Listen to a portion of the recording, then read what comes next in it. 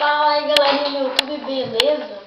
Hoje eu quero mostrar pra vocês como você usa uma cinta catraca. Bom, ela é dois conjuntos, um que é a catraca e aqui um pedacinho de fita. Só que aqui eu tenho uma corda trançada porque aqui arrebentou o meu pedaço. Mas é uma corda, daí é um pedacinho de cinta assim, ó. E o outro conjunto é um outro pedaço de cinta. Esse aqui tem 4,5 metros por 2,5 centímetros de largura. E um gancho na ponta, que também tem um gancho na ponta. Como você usa isso? Você vai desenrolar. Depois de você ter desenrolado, a gente vai vir na catraca, vai ter esse aqui, ó. Esse aqui, ó, a gente vai apertar, fazer esse movimento. Aqui a catraca tá solta. Então aqui, ó. Aqui, ó, galera. Tá assim, ó. A gente vai passar por dentro. Vai puxar. Vai puxar, vai puxar, vai puxar. E você vai ajustando na sua carga. Vamos dizer, a minha carga ocupa esse tamanho de cinto, vamos dizer. Deixa eu botar aqui. Até aqui. Daí se der essa, você estica, né? Fica bem esticadinho. Daí você começa a catracar. Daí vai puxar até esticar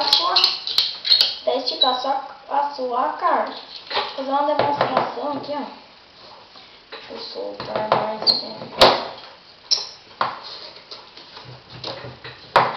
Vamos prender aqui na mesa. Aqui na mesa. Daí eu estiquei a minha cinta. Desenrolei embaixo e comecei a apertar. Esticou? Beleza. Depois de esticar, você vai notar que vai sobrar isso daqui, ó. Sobrar um monte de cinta aqui. Aí eu fiz essa madeirinha. Mas você pode dobrar e botar aqui embaixo, e a gente faz assim. Mas eu fiz essa madeirinha, ó. Eu pego lá na ponta, boto aqui, ó. Enrolo. Vai enrolando aqui, ó. Quando chegar aqui, ó, bota embaixo da cinta aqui, dá uma catracadinha pra segurar. Deu.